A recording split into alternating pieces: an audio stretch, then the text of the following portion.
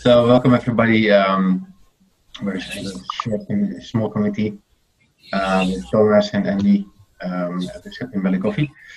Topic for today is what is the perspective of Management 3.0 with regards to holacracy. We try to tackle this Happy Melly Coffee as a lean style coffee.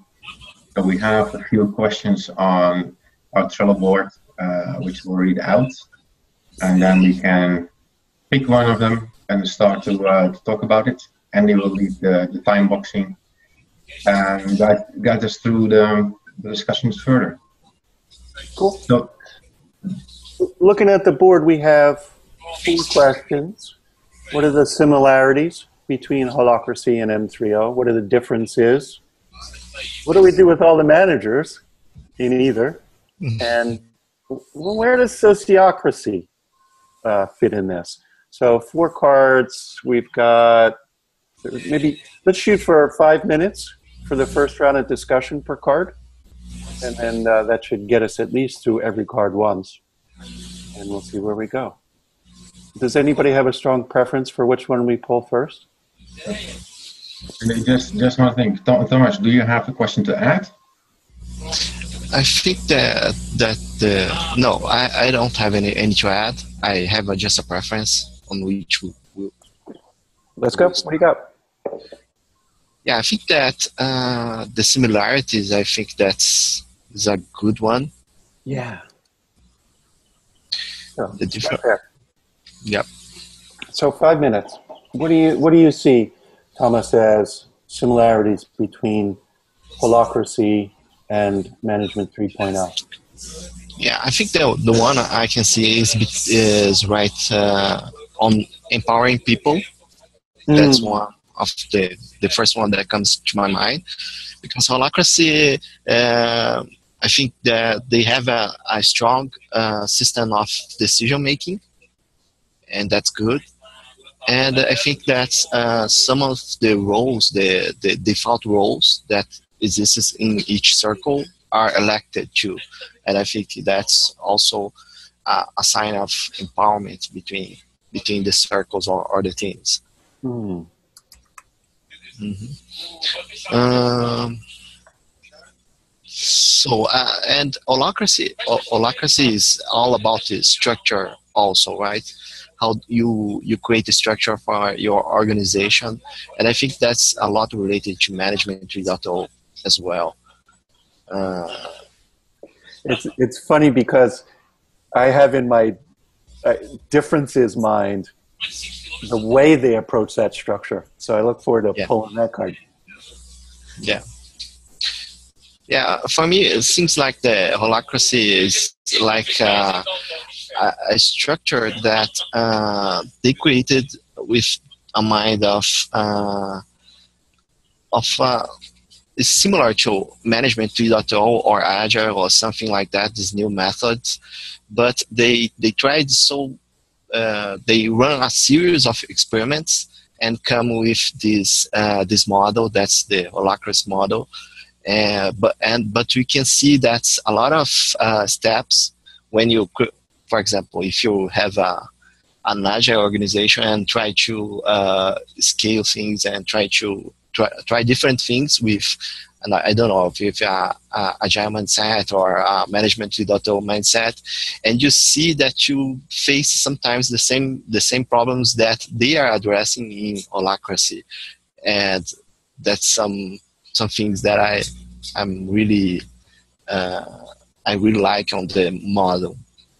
You mentioned a word that triggered a thought in me, experiment, and you had it in the context of they experimented to get to holacracy.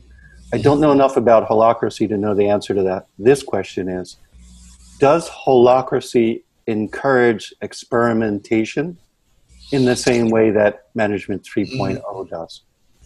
No, I was saying more about in terms of the rules that they created right now in the process, but no, I don't think that holacracy says anything about experiments. What they say is, for example, their decision model. They are trying to address the problem of the consensus in the teams. That if you have a lot of consensus inside the team, you never reach a final agreement or a final decision. So they try to enforce that the action is more important than the agreement. The agreement. But they give a lot of space for discussions and objections and clarifying questions and such. And that's interesting because on the same time they are trying to communicate as many people as they are interested on that that affects that decision, and at the same time they are trying to get to the action as maybe I can say fast as they can, or with the person that have the best opinion on that to reach a decision and make that happen. So we're coming up on 1 minute or maybe less than a minute. Keep going. Let's see. So keep going. Keep going. Can I go? Just one thing that I maybe want to add to this. I think one of the similarities between Holacracy and Management 3.0 is that they're both looking at alternatives for the common ways of organizing and running companies. In that aspect, I think they are very similar. Yes. The ways that it is implemented are probably slightly or completely different, but that's the next question. No? Yeah, I agree. I see that same similarity as you, Patrick. That they both have as a goal pushing that envelope of established organizational thinking, right? And in a very evolutionary way, not in just a small push. It's a reinvention, right? It is a 3.0. It's not a 2.5 for any of these thinkings, right? And they both seem to me to be designed to accept the pace of changes faster. We have a complex emergent system that we're trying to use the kind of in terminology, sense and respond and adapt to. Cool. Yeah. But they go about it in very different ways. And one of the things that really, I think that's the second topic. I think that's not to define the holacracy. That's a structure of the organizational structure too well defined, but on management that's not the case. It seems that holacracy have a clear process how the organization is constructed, and management is not that too defined. It's more like a set of best practices, and somehow the organization will find the structure that is needed by themselves, I think. I agree. So we've organically moved on to the next question. The difference is, I work in software development, and so I keep applying. I come back. My frame of reference is Agile and Scrum. To me, holacracy is, as you said, Thomas, a framework, a structure, in the same way that Scrum is.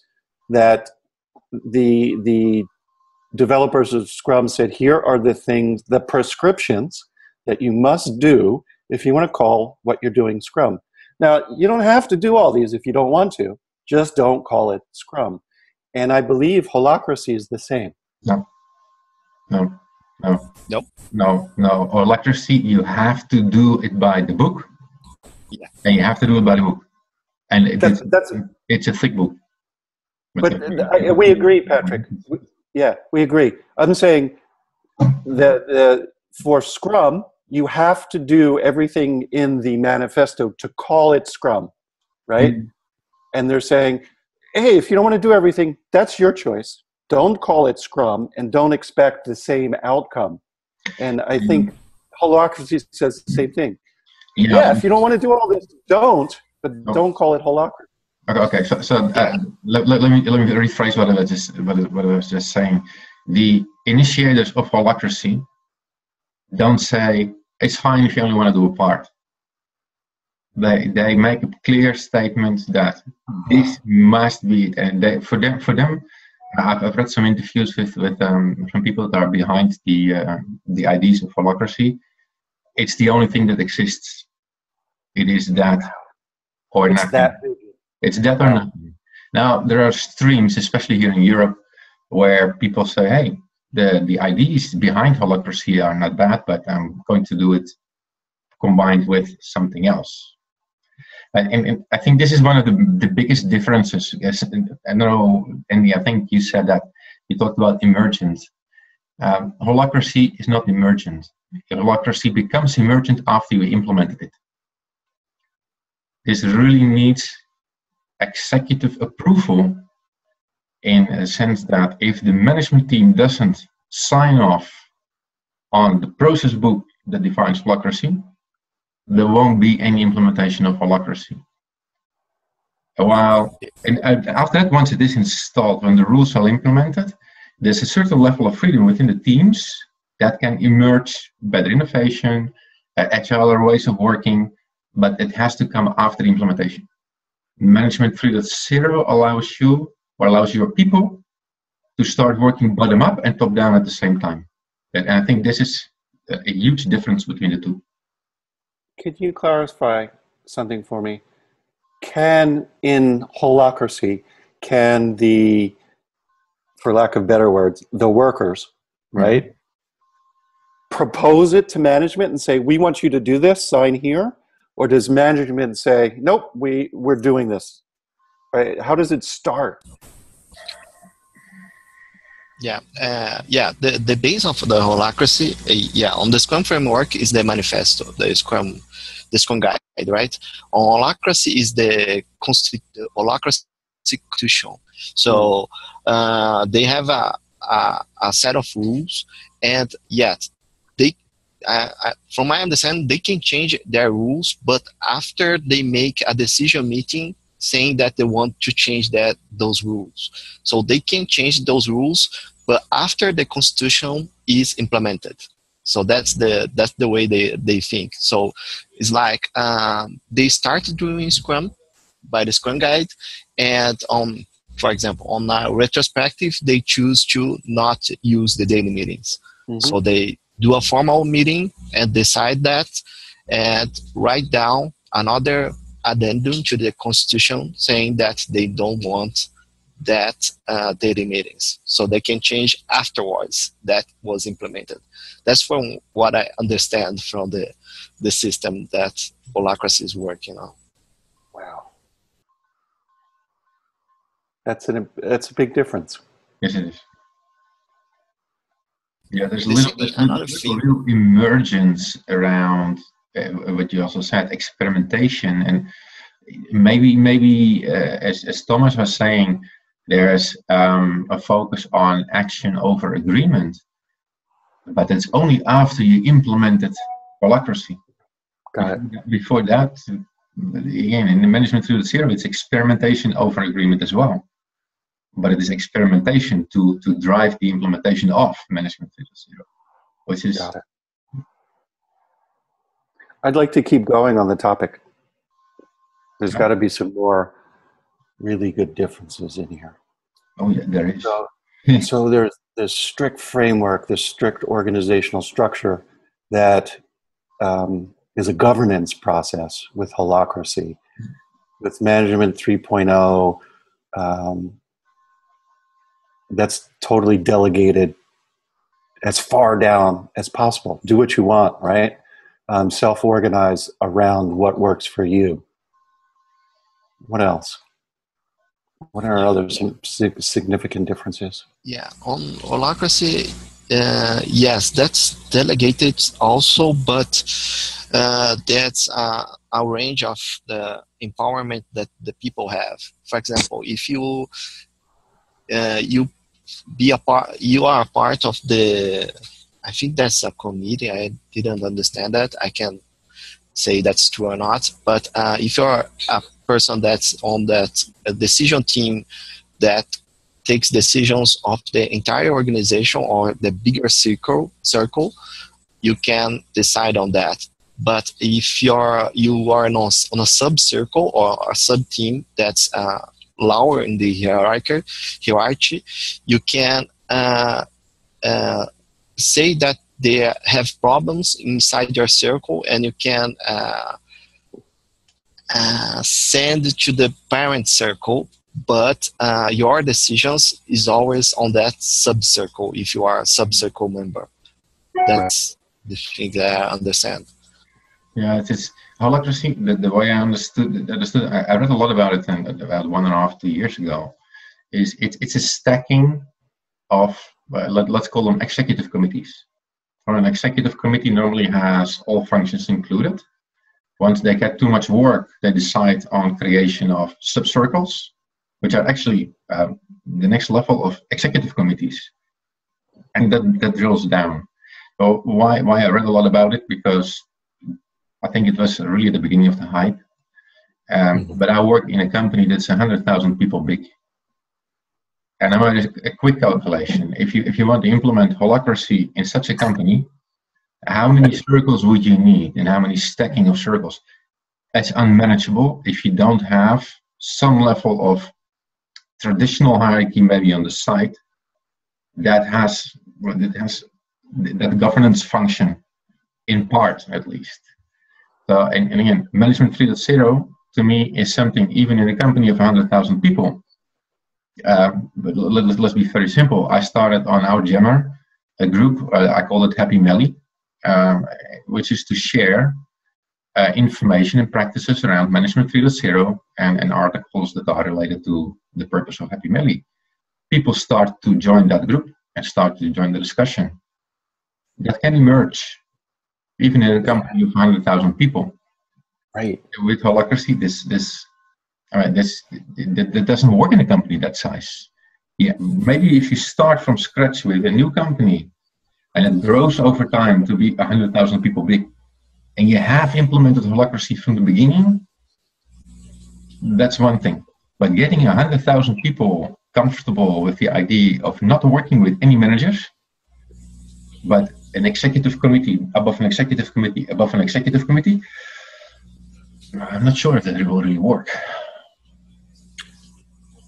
So in Frederick Laloux's book, Reinventing Organization, there's two sort of poster child organizations that he keeps referring to.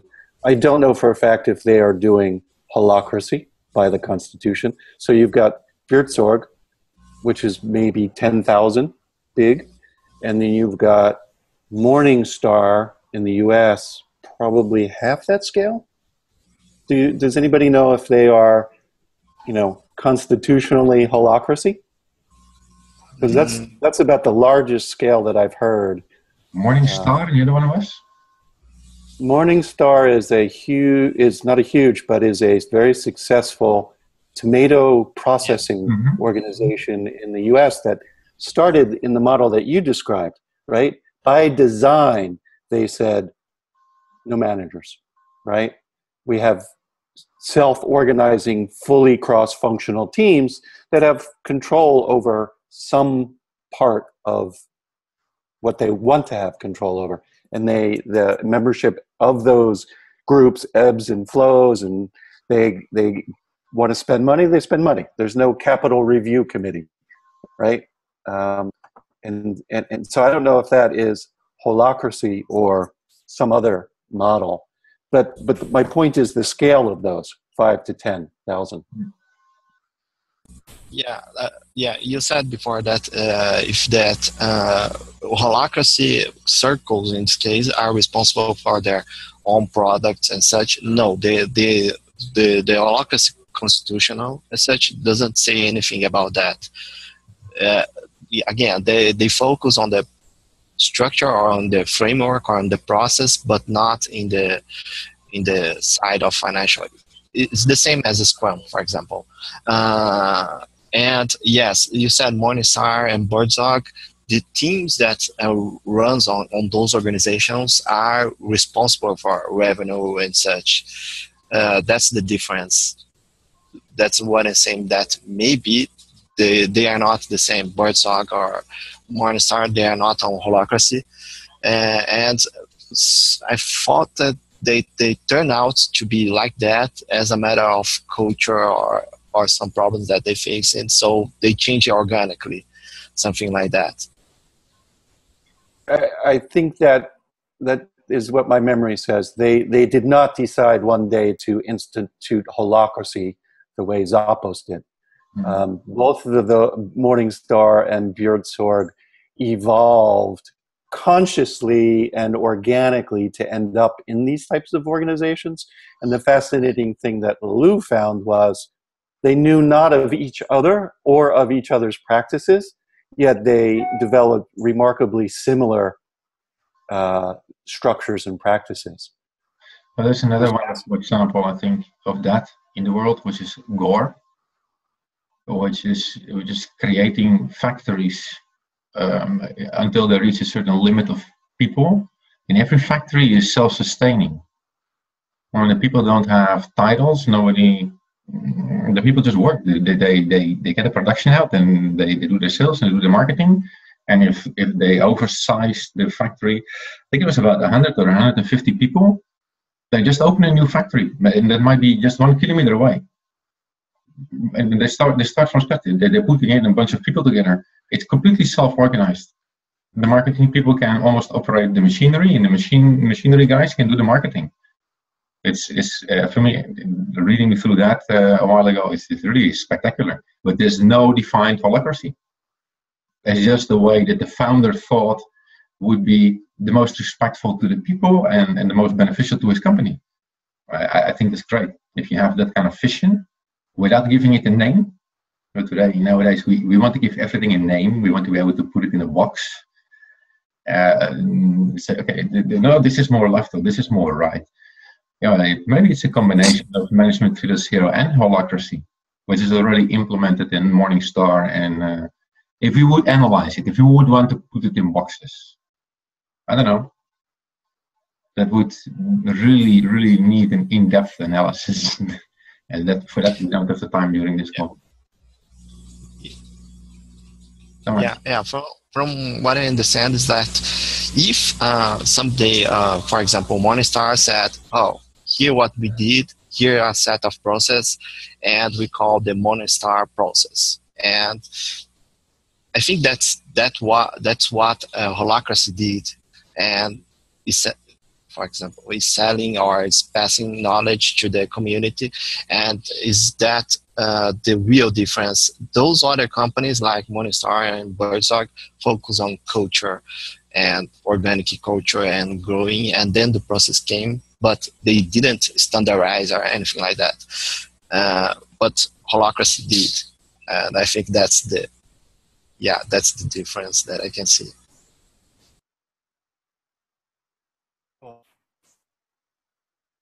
We done with differences? Or do you want to continue?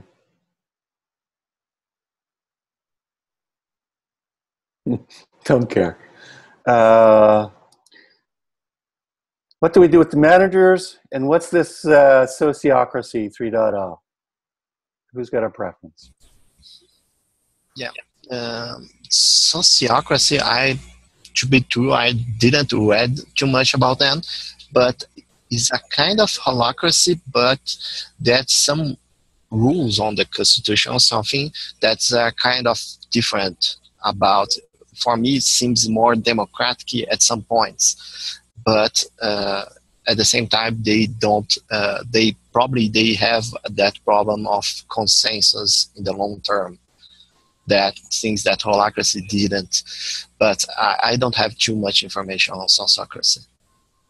I can share some links later. I don't have much information up here, but I do have some reference spots.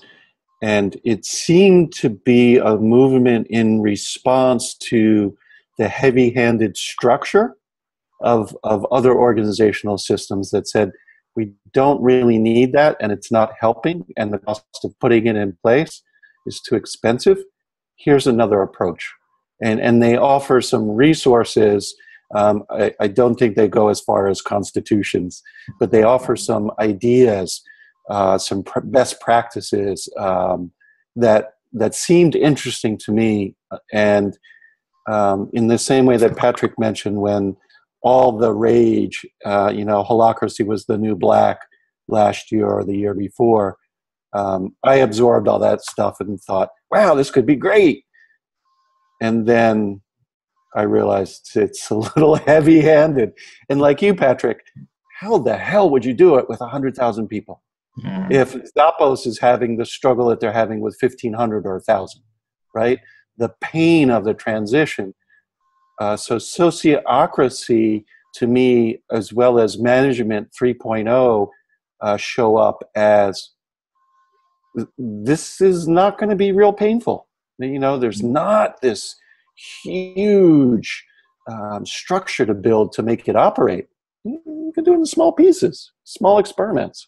So I think there's something attracting me to investigate at least more about sociocracy, and I'll be happy to share. Yeah, so from what you're saying, Andy, and the way you say it, it's not in little bits and pieces. It sounds like holacracy is not a very agile way to. It's not. You can't really implement it in an agile way from a company perspective, a business perspective. So if you want an agile company, maybe once it and again, I think there's a huge difference between implementing holacracy or having it implemented. I think once it's there, it might give you certain benefits. Though I see it, and I come from a world where everything should be process driven. But when my company bought my old company, so when Nokia bought Alcatel-Lucent, the first thing they released was a 250-page operating model document with the request. They released it on Friday, but the request to read that for Monday, so that everybody knows how the company is supposed to operate. But who's doing that? Who's going to spend this weekend to read through 250 slides? And especially if your management decides, and I think this is for me very crucial in the whole concept of holacracy. If the management takes the decision to implement holacracy, you must go along, or you have to leave the company. And Tony understood that and offered the people money to leave if they didn't feel comfortable, but there's not many companies that do that. So you put people in a very uncomfortable situation because there's no escape. You can't get away from that. If you don't feel comfortable in self-organized teams, if you are looking up to a manager, a leader, to help you take decisions, then you die in a holacracy. You die. I mean, if you can't adapt to that, it's a disaster. It's very hard to think on people. Yeah. From what I saw is the same. I think that holacracy suffers the same problem that Scrum suffered on Agile. That gained a lot of attention from the media, for example, from Zappos, and everyone is saying holacracy is the new thing. Holacracy is the new thing, and the process is really strong and heavy-handed, and they don't say, oh, we have to add that, we have to change for that, we have to use for that. And the problem is that they are focused on the process and not on the mindset. It's like Agile. That's the problem is, the process is good, have a lot of practice, but the mindset, that should be where we want to reach, and let's do it organically. That should be the best way to, I think, to transform or scale an organization. But holacracy doesn't give that too easily. No.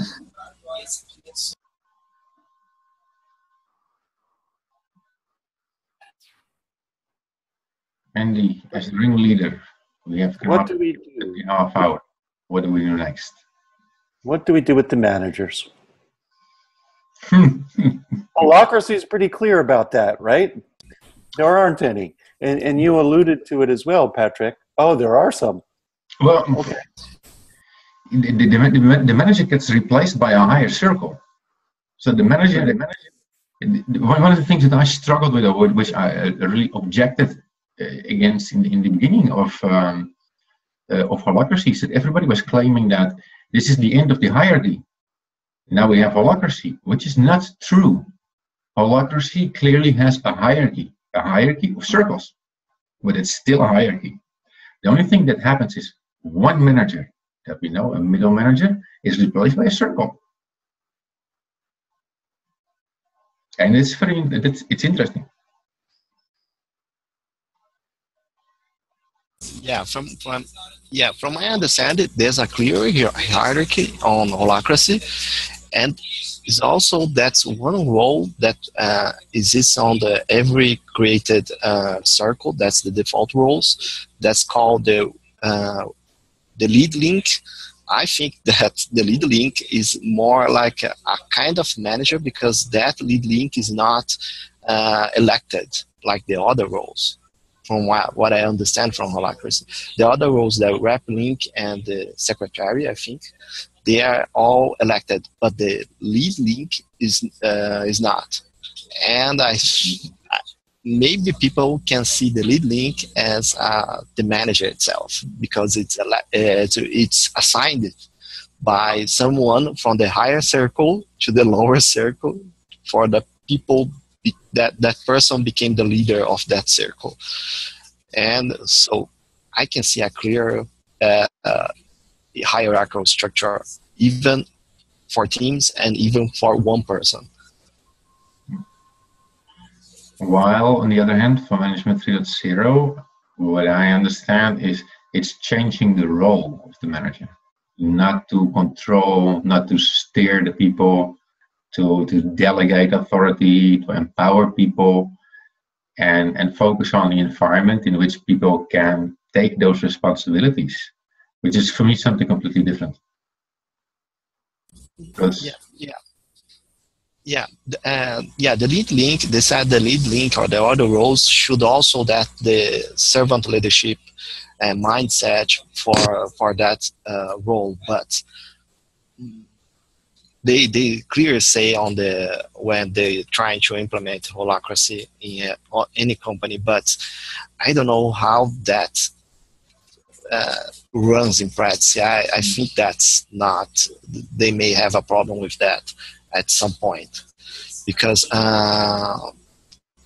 there's a lot of things that I don't agree in Holacracy, and the one that stronger comes to my mind is that point, that the lead link is assigned and not elected by the circle itself, by the people, for example.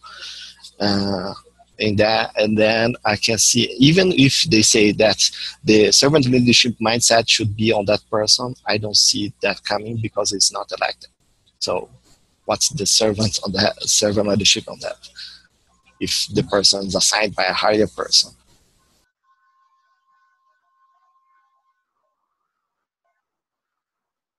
Clearly in Management 3.0, there's a place for managers and management as individuals with expectations of how they behave and how they influence the system that they're part of.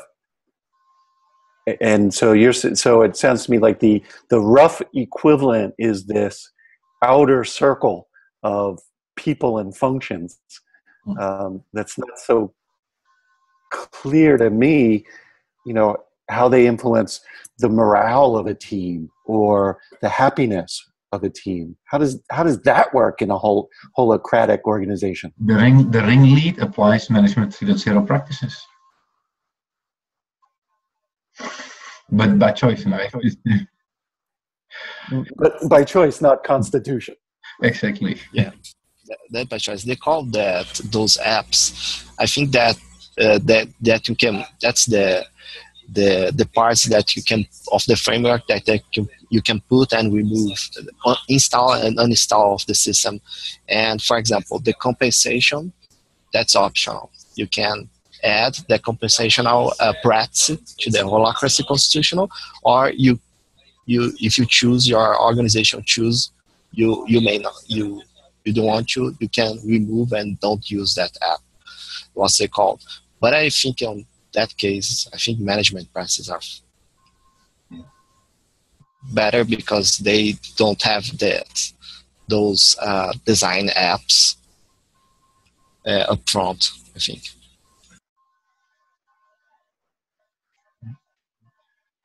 So we come to the end of another time box, and we've got a few minutes left. No other topics, so we could continue with the managers or wrap it up with our thoughts. What do you think? I think this is a topic we can talk about for 2 or 3 or 4 more hours. Yeah, but to keep the video and the recording for people to watch, it might be a good moment to wrap it up. Cool. So for those who are watching, if you have ideas, add them to the Happy Melly Coffee Trello board for an upcoming discussion. If we got things wrong, please tell us what you think. Send us some comments. I for one, am not the expert on either of the topics. Just a rank beginner trying to wrap my mind around it. Yeah, I'm studied this topic is on the past 6 months, but I'm not 100% sure, and I'm not expert. And if you guys have any disagreements or topics that you want to raise to me, I'm all open, and I think we can move to a better perspective in the future as we talk, and that's what I'm waiting for. Okay. Yeah. As I said, I think this topic can be discussed for hours. We treated four questions now. If anybody that's watching this video says, I have a piece of that I would like to dig into much deeper, we're organizing Happy Melly Coffees once every 2 weeks. We can always ask the community to vote for the next question on the board or a deep dive on a specific part of this discussion. We are flexible, we have options, we can experiment. We're not in a holacracy in Happy Melly. So thanks for watching, everybody. Thanks for being here, Thomas and Andy. And we'll see each other soon on the next Happy Melly Coffee. Bye-bye.